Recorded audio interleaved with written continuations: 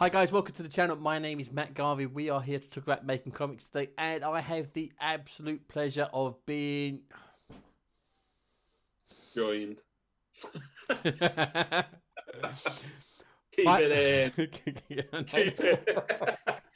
Oh, I will. Right, start again. Right. Stop it, Dick. Don't be a dick. Hi guys, welcome to the channel. My name is Matt Garvey and we are here to talk about making comics today, and I have the absolute pleasure of being joined with one of my absolute favourite collaborators. I am here with my buddy J Francis Totti. Totti, how are you doing, sir? Very good. That almost sounded professional. I'm quite impressed by myself. That's what, take number 4, 5? Maybe 5. I'd say 5. I'm going to avoid saying any of the things I said in the past 5. Just all the jokes have just gone right out the windows. Like I had like 3 or 4, prepared, and I've just used them on the takes we couldn't use. So that's all gone for a burn. Yeah, exactly. Reason why I wanted you on the show, one, as I said, you are one of my absolute favourite collaborators. I absolutely love working with you. But the good thing about yourselves is you are not when I say a professional comic creator, you don't work in comics, full time. You are a designer, but you have the pleasure of working with me on many different titles. And I wanted to get more of an indie, aspect of, regards to art and what it's like to work with an idiot like me, basically. So, want to talk about the process. So, how did you, get into comics and start drawing and stuff like that? Always loved comics, animation. To be fair, I'd probably say, although I loved comics growing up, I was definitely more about animation. Okay.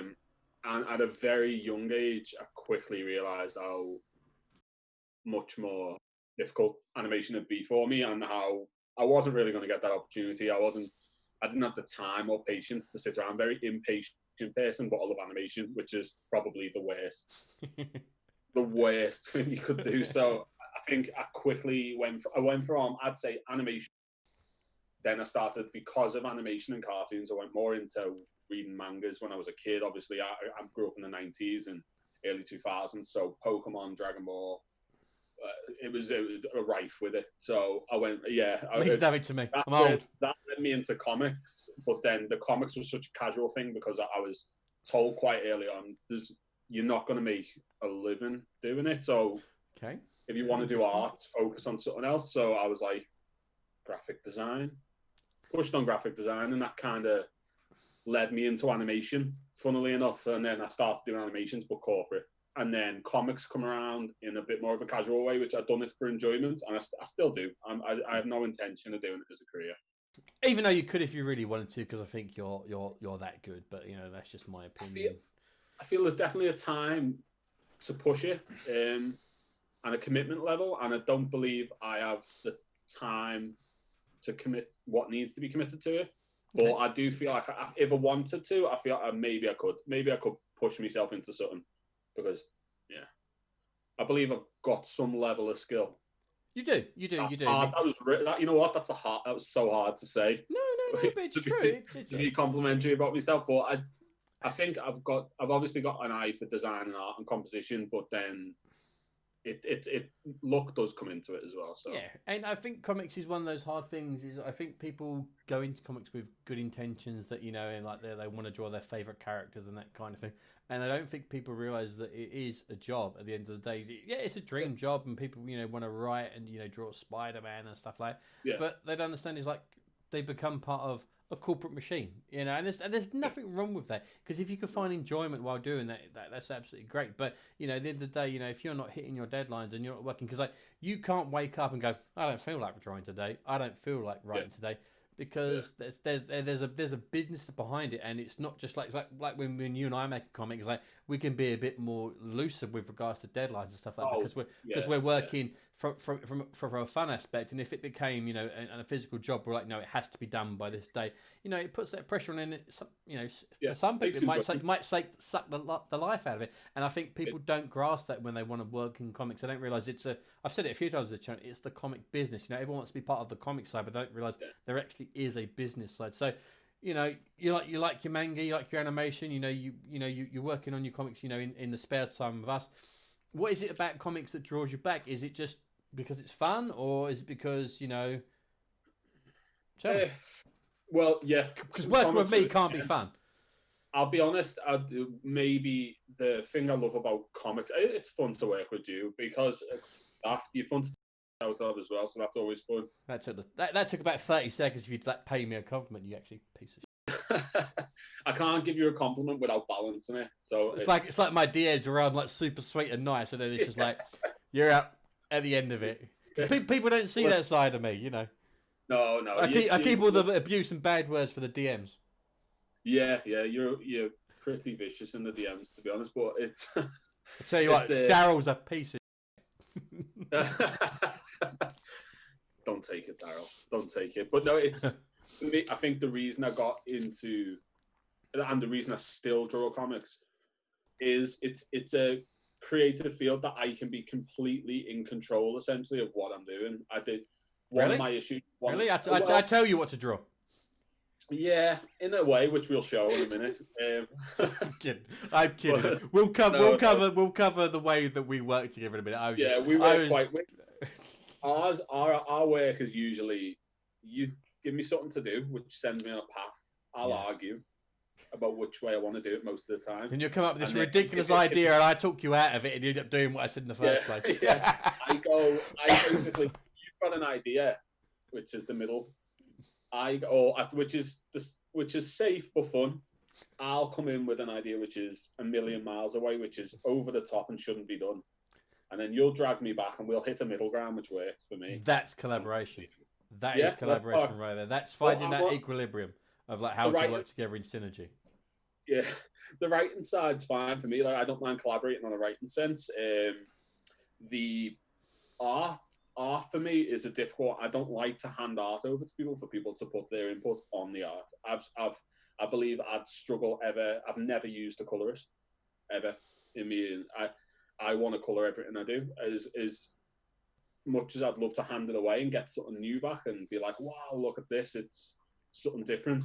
I just don't think they have the same image as what I've got in my head, and it'd never be what I'd imagined it to be. So I don't like to hand the work over. Well, that's why I'm very picky about the collaborators that I choose to work with, and that's not because I'm a dick and I'm like, no, I would just pick the right, because that's how. I mean, we knew each other on Twitter. For those of you who don't know, me and Totti have known each other on Twitter for a number of years, but how we got to work together is, you know, Totti threw his hat into the ring on a book. I can't remember which one in particular it was, and I looked at Rocket. Was it Red Rocket? And I think it just said, I'm doing a superhero book looking for artists, and I was like, I'll message you, because in my head I was thinking superhero book, it could be like Invincible or something that's quite high energy, but I could draw people getting the faces smashed in, and I was like, okay. And then when I said to you, were like, what? No. It wasn't so much that. It was more like, it's the thing when I choose artists to work with on a comic, like exactly like you were saying with regards to the colorists, you know, you don't like handing it over because they don't have the same vision as what you do. And when I'm writing a script, I have a style in mind. Sometimes I'm pleasantly surprised, you know, and I go for a completely different style. But for Red Rocket, your style wasn't right for it. But then the fact that I knew you wanted to work with me was fantastic, because I had an idea for Pray For Us, which we've done like the first 2 issues so far. And I know you're really good at drawing monsters and stuff like that. And you actually enjoy drawing monsters and stuff like that. So I knew it was completely in your wheelhouse. So when I had that script coming, I was like, I know who I want to work with. And I know you want to work with me. So that's how, and that's the importance of that networking on social media and stuff like that. Just because an artist is not right for one project doesn't mean they're not going to be right for another. So that's how we came together, and you know, we've been inseparable ever since. We say working together, but it doesn't it doesn't seem like working when you like draw a big. You know what? Actually, we need a conversation about it. Sometimes writers come up with ideas, and you were like, give me an animal. And in my head, I was like, a cheetah. And there was a couple of others, and we went through a few others. And then you were like, oh, I want to do a hyena. It's because I had a Whoopi Goldberg joke. That's it. That's like, that's exactly what it is. But then you tell me you want it to explode and blow up. And in my head, I'm thinking, how do I make something explode without cheeks? I'm testing you. But that was a great page, and for those of you that haven't seen it, as well as Pray For Us, Totti and I do a comic called Big Off Worms that you can read free on Twitter, or you can download a PDF from my new website segment there at garveycomics.com. Link in the description, so you can download that. And one of the scenes is one of these hyenas we're talking about gets hit with a pucker and bloat dart. And, he basically inflates, like Charlie in the Chocolate Factory, Big Trouble in Little China, and explodes. That's how I was imagining it.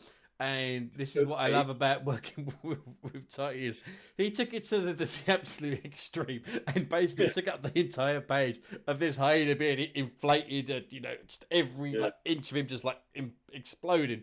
And it's one of the funniest pages I've ever seen. We were laughing for about 25 minutes, maybe half an hour when we seen it. And this was just the roughs. This wasn't even the finished page. This was just your roughs. And I was laughing so much that I woke the baby downstairs.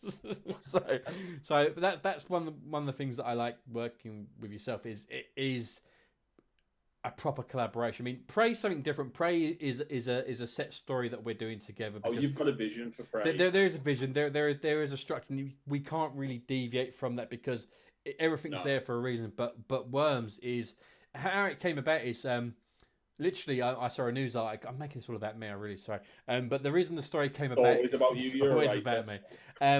Is I was laying in bed watching the news, and there was this story about NASA sending these worms off into space to test them for to help astronauts with muscular dystrophy. Muscular dystrophy, yeah. Yeah, and I literally turned to my wife and said, "Well, that's how you get big cough worms." And I thought, well, that's got to be a comic. And literally 5 minutes after, I messaged Totti about, look, I've got our next idea after we finish Prey. And then COVID happened, lockdown happened.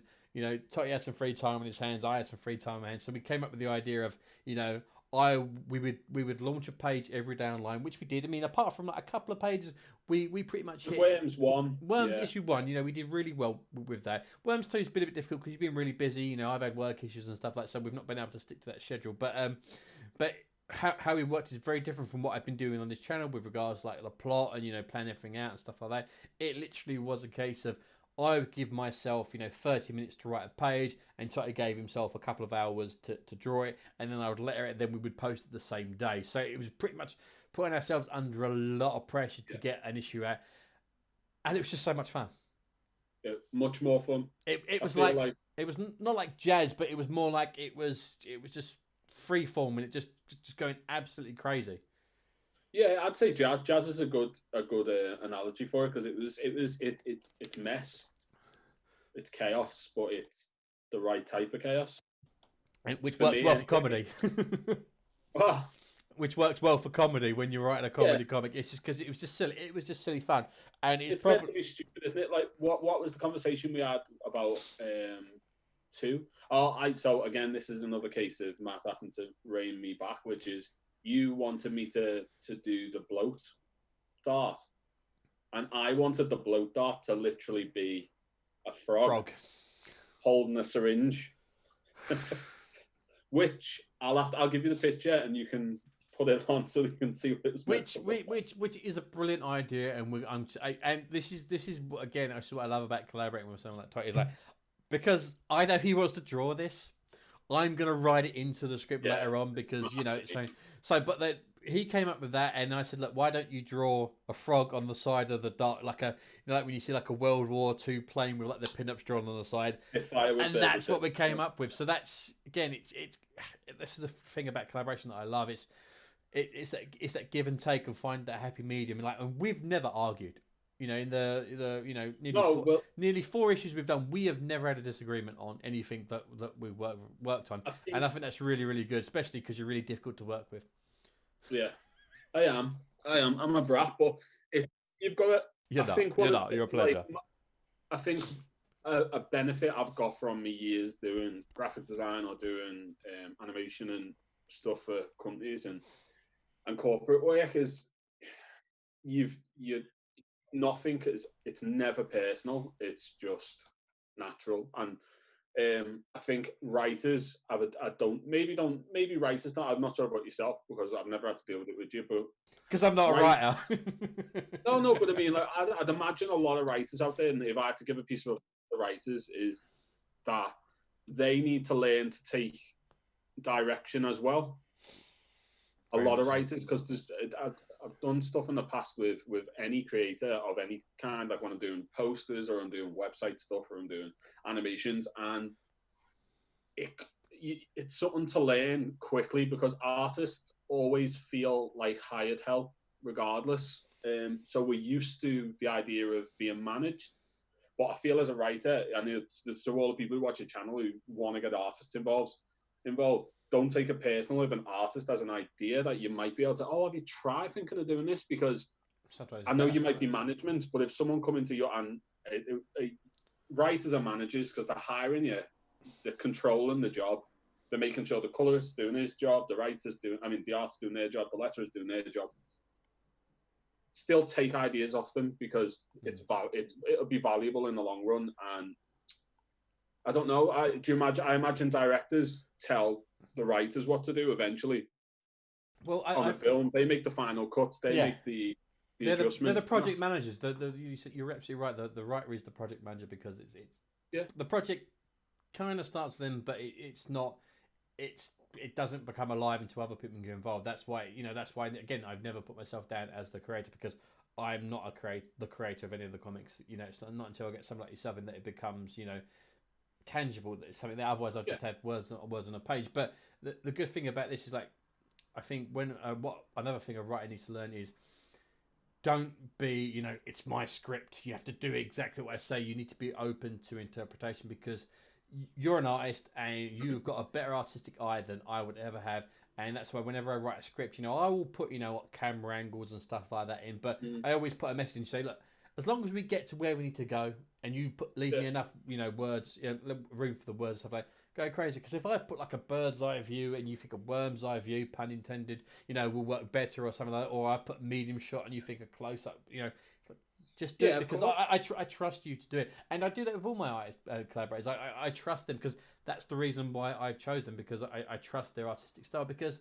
I'm not an artist. I'm a writer. I can see the story, but I need it visualized, and that's why talking about a director, I see myself as more of a writer director, but I see the artist as like the cinematographer, the actors, and everything like that because you're doing all the blocking and stuff on the page. So that's what I mean. It is a true collaboration. It's not. Well, the writer's the creator and the artist is the hired help because that is so not the case. I think artists understand that on a lot of occasions they are hired help. They're being hired to be brought into something. But if you're a writer and you genuinely think, like, this is my script, I wrote this screenplay, I wrote this comic, I wrote this anime, and you don't want it touched, you want it done to the letter, make that clear at the very start that that's the way you want to work because the artist might not want to do that. And I think it's important to let the artist know that, look, I'm quite weird about the script. Is there any chance you can just stick to what I've asked? If there's anything that's impossible or I've made a mistake, please let me know. But because I'm saying this because for me, if I started working on a job and then I get halfway through and I think, that page doesn't really work, I'm going to ask them to change to this because this will work and that really wouldn't work. And then I message them and they say, no, keep it. I've told you. I'd want to know that at the start. That's the attitude I'm going to get back because I wouldn't want to work with them. But there's artists out there who don't want to have to use that initiative either, and will really want to from the start. I believe will want to work on those types of projects. I think there are two different types of artists in the world. There's artists like yourself that want to put their creative input, want a bit of freestyle, a bit of freedom, that kind of thing. But I have worked with other collaborators that. Not in a negative way, but they need a lot of hand holding, and I honestly don't mean it in a negative way. Yeah. But I think they want to please the writer so much that they always have questions. Is this okay? Is it okay? And it's like that's absolutely fine. And I think that's one of the skills of a good writer is to be able to work with both types of artists. And you write to their strengths. It's like I know from writing Prey and doing Worms, that kind of thing. I can be a lot looser with my scripts. It's like.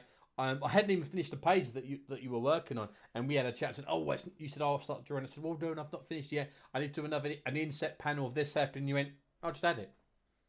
Yeah. And that was it. I didn't have to write it. And again, I know Worms is a very unique choice, but it's like, I know I can do that with you because you don't need that structure. You don't need that direction as much because I know that you know what you're doing with regards to this story. So Is it, yeah. Also, I've got I think one of the things for me is I know that I don't put the time into a page that I imagine a lot of people do. My attitude towards drawing is MVP, which is minimum viable product, which is a work term for me, which is what can I get done in a couple of hours, because that's my comic page. Because I'm not putting my life into it. I want to enjoy it. I don't want to look at a page and it to turn my stomach and be like, oh, that was a horrible day. Do you think if you were to put more detail in it and spend longer in it, you would just end up just ripping your own art apart? Going, oh, I hate that. I spent all this time and I don't. The problem with art, the problem with artists, I believe, is if you said to an artist, right, I need a page drawing, you've got a week, they'll probably spend a week on the page, I think, or here and there, or they'll mince the time up and then last couple of minutes, that's when you get it done. If you said to me, I need a page in 2 hours, I'd do the page in the 2 hours. I'm not saying give your artists crappy deadlines, because you need to have a proper conversation with them.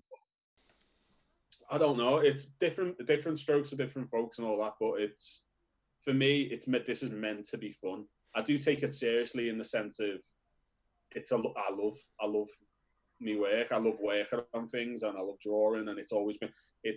I just can't get away from it as much as I've tried. I'm drawn back. Just draws back to comics. It's like come.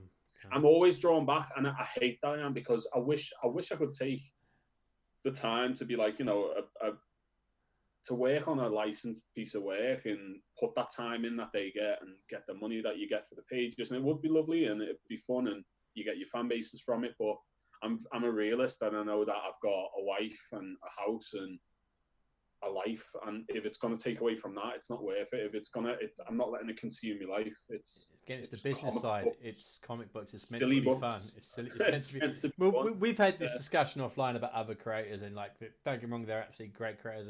They're great writers, but you read their stuff and it's like, it's just not fun.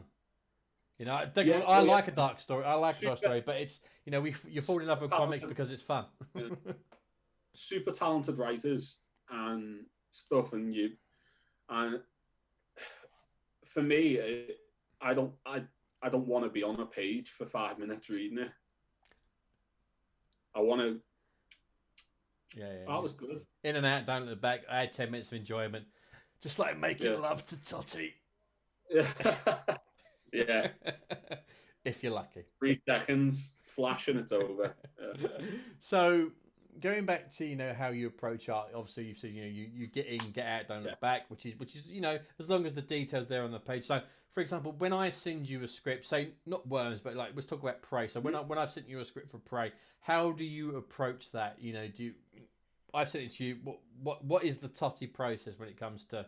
Okay. So my process is I'll get the script from you. I'll read the whole script, put it down, complain to my wife about it, and just say that twist in issue 2. He writes comics apparently. No. I read it. I'll sit there. I'll let it sit. So I'll read it the one night. I'll walk off and I'll think about it as I'm reading through. Naturally, as you're reading it, things little pops. I do find it weirdly. Up until having an iPad, I used to have to print them out. Because as I go, I like to doodle on the pages of if an idea pops in my mind, I go, oh God, I'll draw that down. So I've got it there.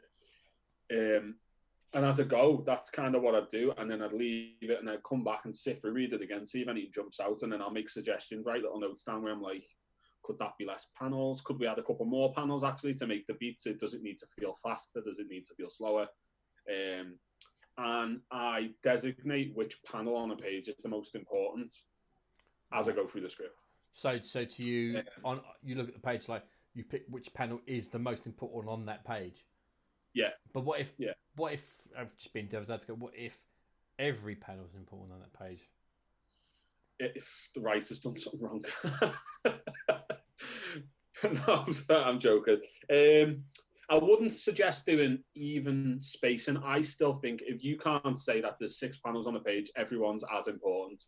There's got to be a there's got to be a beat on that page that is the most important beat on the page that you go, right, that's the thing I need. Everything needs to be leading to that point, or it's all leading from that point. So that's usually the approach I take. Once I've identified everything, I get out my sticky notes, which I love. Depending on if it with Prey, I had a little bit more time to sit on it because of other things that I was working on. So I'd done the whole of Prey. It's not usually how I like to work, though. I don't like to do the whole of the storyboards. I like to just do almost singular as I go. Okay. Page by page. Because things develop, things change. I don't like to overly commit to something until I'm just doing it. And I've got to leave my mind to just I don't want to overplan, which is why I do things on sticky notes to make sure the composition's right. Because if something reads well this big, it reads well. I was going to say, so your thumbnails are literally like that big then? Like that. You'll have to take some photos of them so I can put them in the video. I've got loads, so I'll show you. So I collect them literally, but every time I see them, I buy them. And obsessed man? Like, I could show you. I think this is pretty much Prey, not Prey, Worms 1. It's all in this. Wow. And then they get a pitch took on my iPhone, they get sent to my iPad, and then we go from there. Okay. Which I can show you, but you can clip that stuff in if you'd like. And then from that point, from that point, I go to pencils. Okay. Which obviously digital pencils. Lovely pencils, super rough, super rough. I try to do as little pencil work as possible before inks, because I think I don't want to choke the ink out. So then when I do the inks, it's as free as it can be. But that's it. And then if there's anything on the page that I need to speak to you about, I'll speak to you before I even do the thumbnails. It's always an important one. Well, during thumbnails, because usually that's when I spot something where I go, could this be changed slightly, or could it work? But it doesn't happen often. It doesn't happen often. I don't ask you if I want to add a panel. No, I know you don't. I'll take one out. I'll take one out, and I'm like, I've got to rework the dialogue. Got to rework the dialogue on that page, right? Okay. Oh, there's another character there. Oh, I don't remember writing that one. Okay. Yeah. What was the other one we had, which was you said draw an alien nest. So I drew an alien nest, and then I drew a load of aliens surround them. You said surrounded by aliens, so I drew them. Yeah. And you were like, you divvy. There's only meant to be 3 aliens. I was like, oh. Well, it's even in the script. That just shows you didn't read the script properly. It said nest 3 aliens. Like, yeah. And you're like, I'm just going to go 3. No. I thought there was 3 outside the ship chasing them to the ship. Why did you draw 6 then? Why did you draw 6? No. It's in the script. If it's not in the script, don't draw it. That's the whole point. You've kind of gone against everything that I've taught on this channel. It's like, you know, if you don't put it in the script, the artist doesn't know to draw it. In Totti's case, if you put it in the script, he still draws what he wants. He just doesn't listen. Which you did start this by saying I'm a casual creator. You are a casual. No, but you're good. You're good. I imagine really professional ones read it through many times. Okay. So is there anything that, you know, you can pick on me. Is there anything that I do in my scripts, or, you know, other writers have done in their scripts that as an artist you think, oh, I hate it? There's an obvious one. Go on. I imagine other guests have mentioned it. If you had an artist on last week, didn't you, Pete? PJ, yep. I don't know if he mentioned it, but don't put too much dialogue on panels. Don't leave me no space to draw. Also, 7, 8, 9, 10, 11, 12 panel pages. We can't all do Mr. Miracle and have 9 little block page panels on every page, or whatever is 12. There's no life in that unless that's what you want. But it's not. Yeah, so try and limit the pacing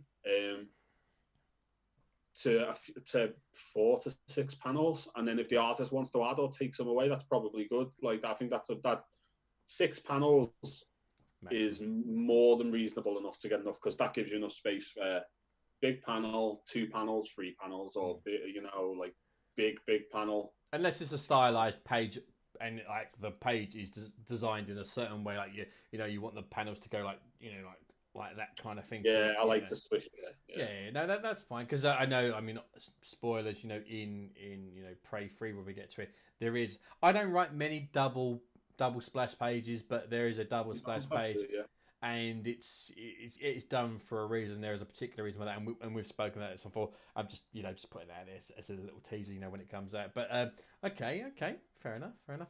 So that's the big one for me. I think it's a common mistake as well. I think also, sorry, why I'm on it as well. Multiple actions within one panel. Yeah, I think you've mentioned this though. Yeah, my mistakes that writers make. I'll put a link in the description. It's a common one. It's a common one when people write for other things as well. Like, it can be quite a simple mistake, it's understandable, but multiple actions don't work. A panel's an action. Well, that's why I say I use my and then rule. As soon as when you're writing your panel scripts, as soon as you say guy walks into a bar and then orders a drink, that's two actions. It's two panels. So that's what you need to do. And then obviously I did that. I'm not shouting about my video. I did that videos about the gutters. Sometimes you don't need to show every single action within a scene. Unless you want to, like you were saying before, control the pace. And you want to slow it down. You want to show the guy walking into a bar, sitting down at the bar, ordering a drink. Barman pouring a drink. That kind of thing. Or you could just have a guy walk into a bar and then you can have him sitting with a drink.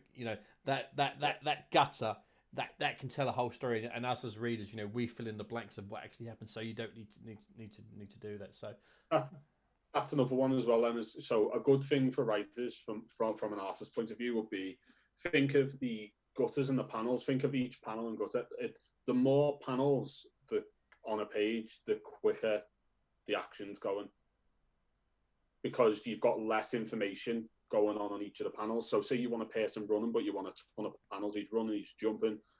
Minimize the detail of what's going on. So you're showing feet running, you're showing arms swinging, face sweating, and you have a lot of panels. Then you're showing a quick sequence, because that's almost like a camera going cut, cut, cut, cut, cut, cut, cut, cut.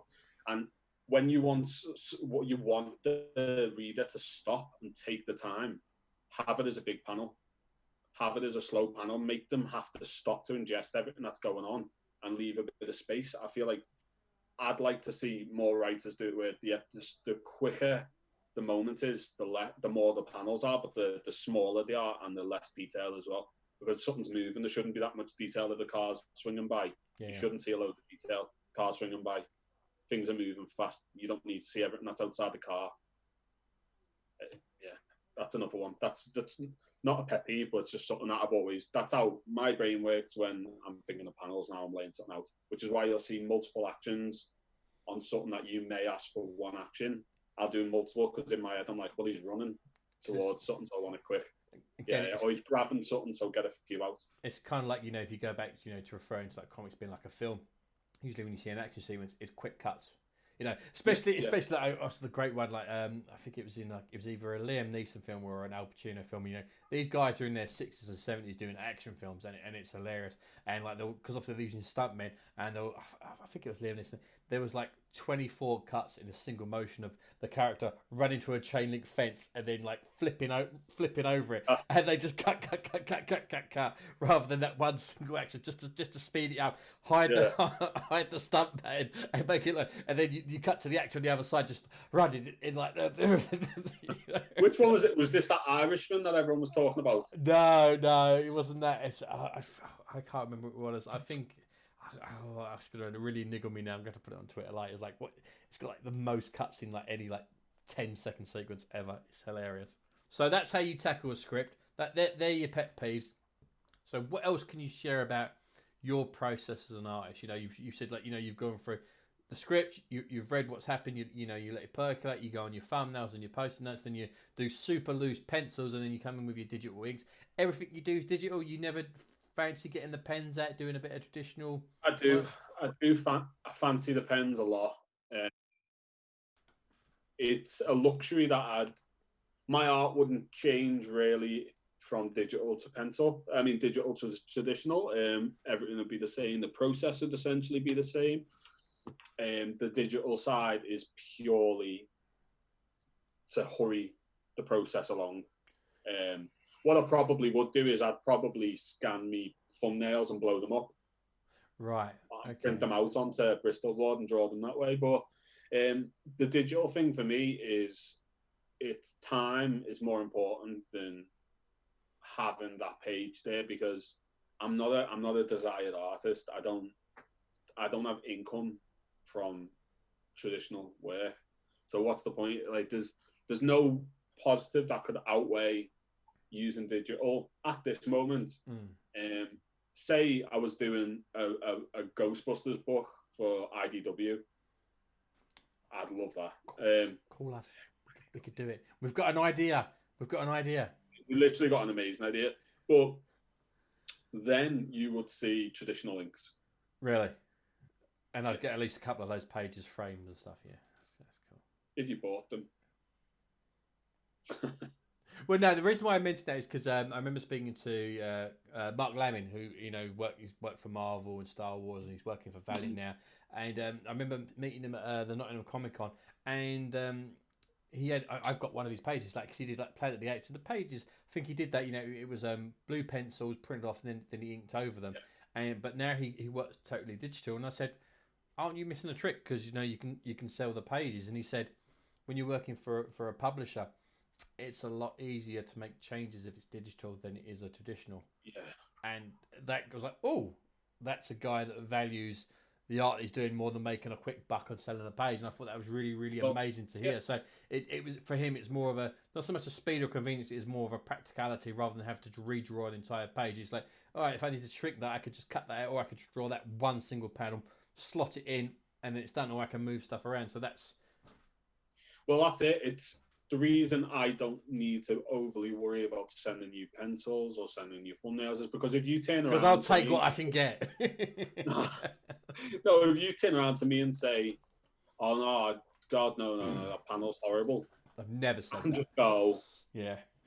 Gone. Done. Deleted. I don't think I've ever had to say to you, I don't like that panel. Apart from the next bit. But that was a minor. Yeah, I don't even know if I'd listen. I didn't even read the script, so I don't even know if it's the same story anymore. Yeah, you just said that there's aliens on a planet, and I just drew aliens on a planet. No, I mean, like, we've done what 3.5, 4 issues together, wherever it is. I am gonna get the script up. No, there's only 2 things that I've ever asked you to change. One was the nest of aliens in issue 2, and that was more just fresh eyes looking at a panel where a character's head, the head was a little bit, and I wasn't wrong, was I? The head was a little bit too big, and it was like, could you just shrink it down? And obviously you just because it's digital. Cut it and crop it. So I think in the couple of years we've been working together, that's the only thing that I've ever asked you to change. So I don't think that's a too bad thing. I mean, hopefully that shows that I'm not, as I said before, I'm not like, it's my script, you do exactly what I say. Well, even if you were though, I mean, again, if you were like, this is my script, I've paid you to do a job, can you do it? I'd be like, fine. And then after we'd done the job, if I was unhappy with the situation, I wouldn't work again. I don't think I could be like that. I genuinely don't think I could be like that as a person. I completely understand if people are precious over the work. What I'd say to anyone who listens or watches your show, I'd just be completely open and honest and polite. Blunt but polite. Like, you can be blunt and polite. People don't think you can be both. Yeah, you can't. No. See, I disagree with that. I think you have to be polite under all circumstances because it's because it's a collaborative medium. I don't want to ever make an artist feel undervalued, that what they're doing is not great. So if there's something that I don't think is correct, I will be look. I like what you've done, but could you tweak it? Only purely because it's going to serve the story better in the long run. It's nothing you've done. What you've done is great, but it's just not working. Because what I try to do is, because as well as being the writer, but I'm also the editor of the comics as well. So I've got to try and look at stuff from an outside perspective and go, it hasn't worked. It's like, I mean, not with you. I mean, on more than one occasion, I've worked with an artist, and I've paid them for their work and stuff like that, and then the art that they've done has not been what the comic was meant to be, and I've had to pull the projects completely. And it's not anything bad that they've done. It just didn't work, you know. And unfortunately, sometimes you need to just walk away from a project. And you know, I've always walked away with, you know, relationships intact. You know, I've never been like, I need my money back. You know, that's not what you said you were going to draw. It's more like, unfortunately, it's just not worked this time, is it? It's just, like we're both at fault. You know, like obviously you've misinterpreted my script. You know, because obviously my script wasn't good enough, and the art is not what I was expecting back. And sometimes you just have to part company. But as long as you can do that in a polite manner, I don't think there's anything wrong with that. I don't think you need to be blunt, because I think blunt just hurts feelings, because I think confidence is one of those things. It takes a lifetime to grow, but you could lose it in a second. But being blunt. Shut up. Being blunt can not be a negative thing as well. I'm not saying go and Divvy, dickhead, are you stupid? Oh, are you stupid? You've already said already, so you know. I know. I didn't ask. It's so hard to try and articulate what I'm saying without swearing. It's really difficult. But you can swear. You don't have to be nasty. Blunt doesn't have to be nasty, but you've got to make sure that you get your point across. Because if you sound like you're entering, if you've got a point that you want to make as a writer, in my opinion, and it's not up for negotiation in your mind as a writer, make sure that comes across in what you're saying. That it's don't like. I was about to say another swear. Swear it. You can swear. I can bleep it out. It's fine. Don't go around the house. You're common. It's fine. I get it. Right. Don't go around the houses trying to make a point to an artist by protecting just to protect the feelings. I'm not saying be rude. I'm saying you've got to get to the point of why you're making the decisions you're making, or why they can't make the decisions that they want to make. Not like be blunt, like be rude. Be clear in your instructions, because again, like you just said, I think you brought it up then, you might not be being clear in your instructions. If if a writer came to me and said, here's a page, I'm really excited to see what you do, I'd think, oh cool, fine, go away, do whatever you want to do. Yeah, that's the thing. It's communication, isn't it? It's about communicating and collaboration. It's, you know, one more as well. Please don't approach an artist and say, I was thinking, like, I really want you to, like, I want this drawn like. That's one that I used to get quite a bit. Right. I actually had it from a creator who's worked on Deadpool. Right. Ask me to pretty much copy someone else's colours. Right. And their colour style. And I just said no. Because... it's not your style. No. Not your style. Yeah. And hire them. Yeah. Hire that person. Yeah. I'll admit, no. I'll admit on occasion when I have looked for artists, I've said an artist whose style that I like, something that I'm looking for, something similar. Doesn't mean I want that specific style, but that's what I say when I, you know, you that's can have inspiration. So it's more of an inspiration rather than a. Right, because it's, you know, a great example is Graham on Red Rocket, whose art that I love, you know, and you know I was looking for quite a Brian Bolland style for that segment of the book, and you know he said, oh, I'd like to work with you, and I looked at his style, I was just like, it's just not what I'm after. It's amazing, it's not what I'm after. And literally I sat on it for like 3 days. I was like, could you do a test page for me? And he was like, yeah, and I saw it, and I was just like, it's the only way I see it now. So it's, you know, again, it's having an idea. I'm always pleasantly surprised by working with Vice. But like going back to praise, like I knew that I wanted you for that because I saw what you did with your Under the Bed Kickstarter, and I absolutely loved it. And the creatures and stuff like that. I was like, if anyone's going to pull this off, it's going to be you. So I wrote, I carried on writing it with you in mind. So but that's brilliant. But I think I might have come across a bit more rude about it, but I think I meant like as well an artist I understand someone going to an artist who has a similar style to something that they're looking for, or looking for a person with a similar feeling with their artwork, but don't approach someone who draws a different way. Like it'd be like approaching me and asking me to draw like Lionel Yu. Yeah. I'm gonna be like, no, no. Even if I ask really nicely, could you?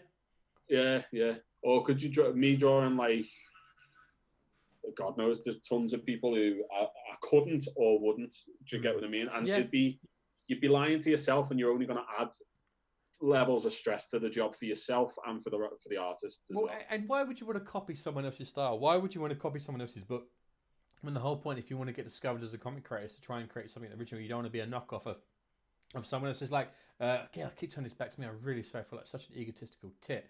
I wrote the first issue of White Noir, and my mate James said to me, "Oh, have you ever read, Criminal by Brubaker and Phillips?" And I went, "No." I said, "In fact, I've got the hardcover down here, and I literally bought it a few weeks ago." And he said, "Do me a favor." He said, "Don't read it if you've not read it." I went, "Why?" He goes, "Because your stuff's really, like that comic in particular, really came across as that kind of style, and I'd hate for you to take what you're writing to be influenced by that. I want you to create something on your own." And I still haven't read it. I still haven't read it because I still haven't finished the story. And I'm like, it's like so good as well. And not just that, it's Invincible. I've got the first 3 of these sitting down there. I've still not read it because I'm writing a superhero comic, and I'm like, I don't want it to influence it. I'm like, I really want to read it. Because I flick through the pages, and like, the art is just fantastic. And I really want to read it, but I can't because I haven't finished these stories yet. So it's annoying. I think a lot of artists do that. You don't read often when you're working, because it's my analogy was always, it's like looking on Instagram or watching like looking at the most incredibly attractive man in the world just before you're about to go on a date with a girl, and it's like, you're not going to feel great about yourself when you turn up, are you? Just open your wallet, look at that picture of me. Yeah. You need to keep your head in the game, so you don't want to be looking at that. Yeah, I get that though. It's a shame, isn't it? It's not being able to enjoy the craft because you're a part of it. But I love it. No, but I still love. I mean, don't get me wrong. I will when I get a chance to read them. I know when I read them, I absolutely love them. And I love every aspect of comics. I love making comics. I love reading comics. It's like I posted. I was talking to someone online and a couple of weeks ago, and I use an app to track all my floppies. So I've got a whole pile of them over there, that kind of thing. And I've got like 3,000 comics. And he's like, "You've got 3,000 comics?" I was like, "Yeah." It's like, but yeah, you discovered me as a creator. I'm a comic fan first. I've always been a comic fan. I've been a comic fan since I was like 10 years old. So, are you surprised that I've got that many long boxes in the loft? It's like, don't get me wrong. With creating and the family life stuff, like, I don't read as much as I can, but I read whenever I can. If I get half an hour, I'll always dip into something. But I just love comics. It's fun to read them. It's so much fun to make them, and when I get to patting when I get to work with someone like yourself, it's just so much fun. I mean, we laugh so much, whether we're having a conversation like this or we're just DMing, just abusing and insulting each other.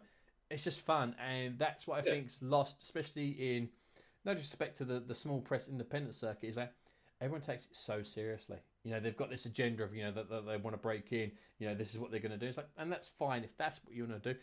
I'd love to get paid to write it, but it's not the be all and end all. It's like it's meant to be a laugh, and I get to work with a mate, do a stupid comic about giant mutated worms. Come on, how is that not fun to make? You know what? You brought up a point there about small press, which I think I've brought up before, but something I do, I'd say, has been a level of charm that's been lost from it. Is I beg to differ. No, I think there's a level of charm lost in, when you go to conventions or you go to these places and you'd see like these little, almost like hand stapled by the artist himself or the writer, and these little books printed on some newsprint or on some like coloured little fanzines kind of thing. Yeah, and there's this really artisan, like handcraft versions of these books. There's a time and a place for it. Yeah, there's a time and a place for it. That was lovely. But I feel like now, with print becoming a little bit more accessible cost-wise as well, I think a lot of them are building the books up into a way where they're printing them in something that doesn't necessarily suit them as well. And I miss seeing them in those more rough formats, because I feel like that's the world they belong in. That's where they should be. But no, I get that. But I'll be honest with you. When I'm putting, like, our comics together, other comics I'm working on, I have a way that I want them to look in my head, because I've been really fortunate that the majority of the comic shops that stock my books, they don't put them on the small press independent shelf. They put them on the shelves with the Marvel and the DC and the Image books, which is absolutely incredibly flattering. And every time I see it, I'm like, but so I have this thing where I want the comics to look, as good, if not better, next to a Marvel book. Stuff like Prey. I want someone to see like Prey, and I'm trying to think of a comic that begins with P. Can't think of anything that begins with P. But if them comics are side by side, and like the Marvel books, like £4.50 or whatever it is now, and Prey, still £3, because the books are always £3. I want them to go, I've read like 200 issues of that. It's like, and that's like 30% cheaper. Maybe I'll give that a go. And for me, that's lovely. Do you know what I mean? There's that. Nice seeing them on the shelf. Yeah, it's lovely to see them on the shelf, and it's nice, reaching the audience, because that's what it is. I will do videos on this, later on about printing comics, like marking them up and making your prices. But I make £1 a book, which is absolutely nothing when you think about, for a comic shop. I always give them a discount anyway, so I make even less, because I want them to earn a bit of money on them. But it's, at this stage, it's not so much about making money, it's about growing that readership, it's growing that fan base that will support you, because once you've got that fan base there, they'll buy anything that you want. The amount of people that come to, you saw it at Thought Bubble last year, people come back to the table and go, oh, I bought Prey 1, I've got to get Prey 2. Yeah, it was nice. It was nice to see. Yeah, no, and it was lovely, me doing the same jokes over and over again to people, which you mocked me for. I was like, sorry, I'm repetitive. But then, basically I'm repetitive. A piece of string, and you kept pulling the string at the back, and then you told the reach for the sky. Well, do you know what? I've really enjoyed this chat. Haven't. It has. It's been fun. It's been fun to talk to you. We don't get to do it in face to face as often as we should do. We'd probably like, but. And we just want to do it without Daryl. We hate him.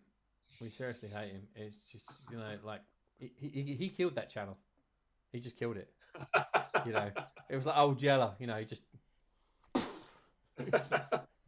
right in the back of your skull. Yeah. I Back helped him. I led you out there. I tricked you. I was the one who went, Matt, come for a walk in the woods a sec. We're going for a walk. Daryl's behind you like that, waiting for you. And I was like, I've got him. I'm looking back at Daryl like, shoot. Okay.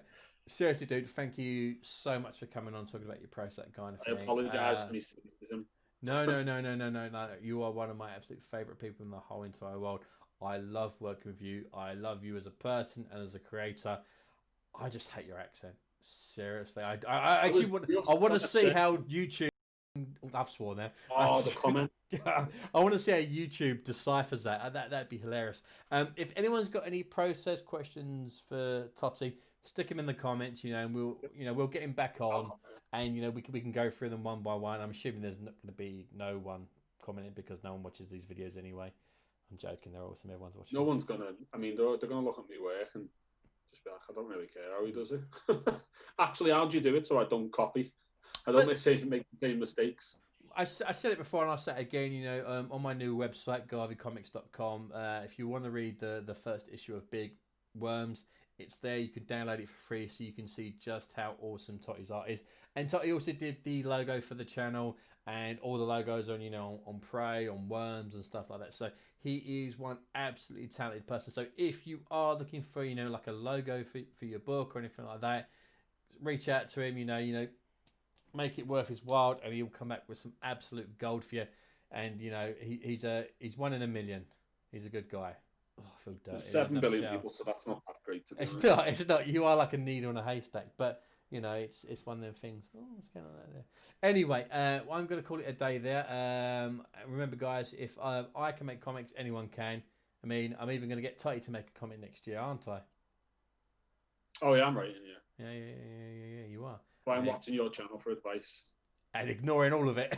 Just doing a George Costanza. I'm just going to do the opposite to everything. Don't use Matt's downloadable template. Link in the description. No, guys, seriously, thank you so much for watching. Hopefully you found this enjoyment. I've been Matt Garvey. He's been J Francis Totti, Jonathan, what other names? You know, the Italian stallion, the ginger behemoth, whatever you want to call him. I'll see you in the next one. Bye.